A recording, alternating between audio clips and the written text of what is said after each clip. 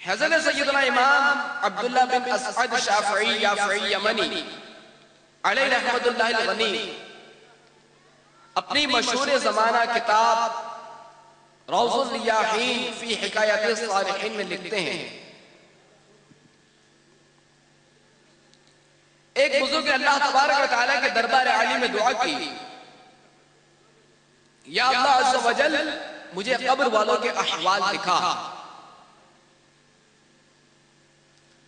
اللہ تبارک و تعالیٰ نے میری دعا کو مستجاب فرمایا، اور ایک رات میں نے دیکھا جسے قیامت قائم ہے اور قبریں کھل چکی ہیں۔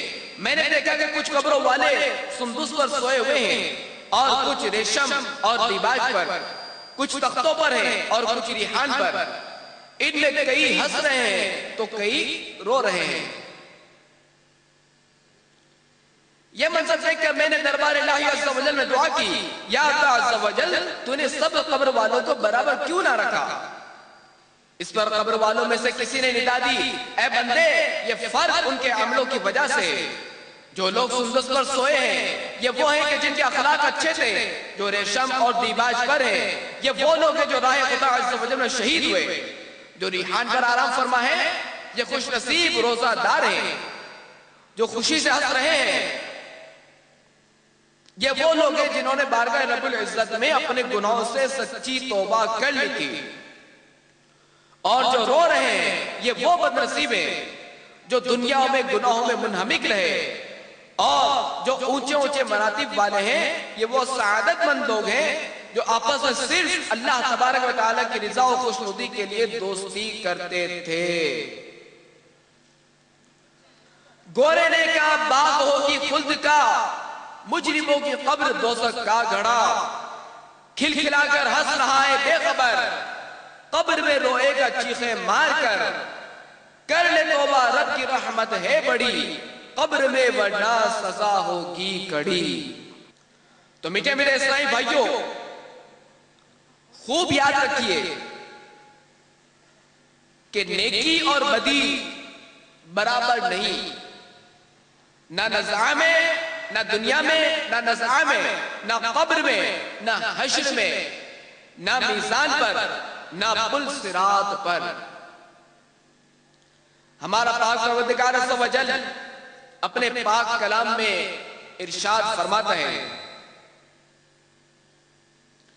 وَلَا تَسْتَوِي الْحَسَنَةُ وَلَا السَّيِّئَةُ، ترجمہ کنز الایمان، اور نیکی اور بدی برابر نہ ہو جائیں گی۔ حضرت سیدنا عبداللہ بن مسعود اور حضرت سیدنا عبداللہ بن عباس رضی اللہ تعالیٰ عنہم فرماتے ہیں، جب اللہ تبارک و تعالیٰ نے حضرت سیدنا ابراہیم خلیل اللہ علیہ نبینا علیہ السلام کو اپنا خلیل بنایا تو حضرت سیدنا ملک الموت اسرائیل علیہ السلام نے رب جلیل کی بارگاہ میں عرض کی، اے میرے پروردگار عز و جل مجھے اجازت دے کہ میں جا کر ابراہیم علیہ السلام کو یہ خوشخبری دوں کہ اللہ تبارک و تعالیٰ نے آپ کو اپنا دوست اور اپنا خلیل بنا لیا ہے۔ حضرت ملک الموت علیہ السلام کو اجازت ملی تو ملک الموت علیہ السلام دربار خلیل اللہ میں حاضر ہوئے اور خوشخبری سنائی۔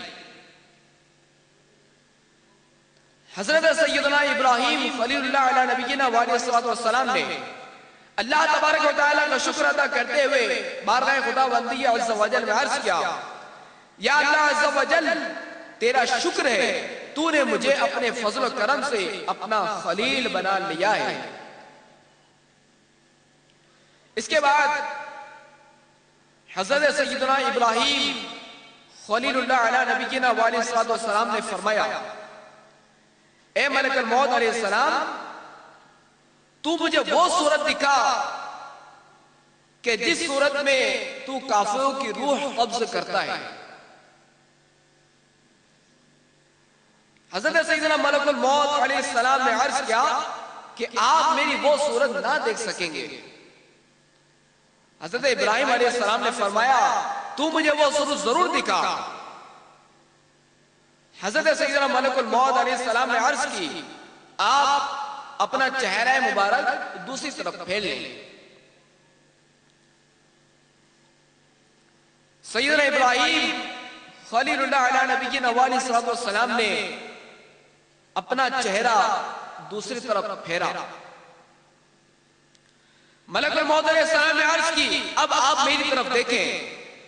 جب آپ علیہ السلام نے دیکھا تو ایک مہیب اور ڈراؤنی صورت دیکھی، رنگ سیاہ، قد آسمان تک بلند، منہ سے آگ کے شعلے نکل رہے تھے۔ یہ دیکھ کر ابراہیم علیہ السلام بے ہوش ہو کر زمین پر تشریف لے آئے۔ جب افاقہ ہوا تو ملک الموت علیہ السلام اپنی پہلی صورت میں آ چکے تھے۔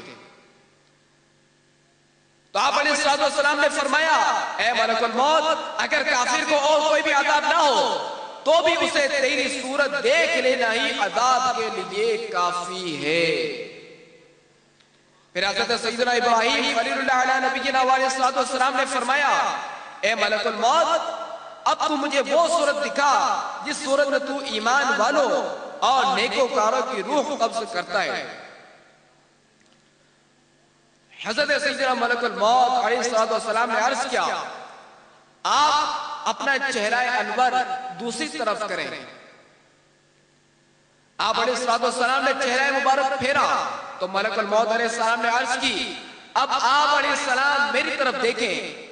جب ابراہیم خلیل اللہ علیہ نبینا علیہ السلام نے دیکھا تو ایک نہایت خوبصورت نوجوان نظر آیا، نہایت پاکیزہ لباس زیب تن، جسم سے خوشبو کی لپٹیں نکل رہی تھی، ایسی پیاری اور من بھاتی صورت کہ دیکھنے سے سب غم غلط ہو جائیں۔ حضرت سیدنا ابراہیم خلیل اللہ علیہ نبینا علیہ السلام نے دیکھ کر فرمایا اے ملک الموت، مومن کا جان کرنے کے وقت تجھے دیکھ لینا ہی بہت بڑا انعام ہے۔ زندگی اور موت کی ہے یا الہی کشمکش، جا چلے تیری رضا پر بے کس و مجبور کی، اعلیٰ علیین میں یا رب اسے دینا جگہ، روح چلتے جب نکل کر بے کس و مجبور کی، یا خدا پوری تمنا ہو بقیع پاک کی، عزبہ حسنین و حیدر بے کس و مجبور کی۔ میٹھے میٹھے اسلامی بھائیوں، اگر گناہوں کی کثرت کی نحوست کی وجہ سے ایمان برباد ہو گیا تو ہلاکت ہی ہلاکت مقدر ہوگی۔ ہائے ہائے نزاع کی سختیاں کیسے سہی جائیں گی۔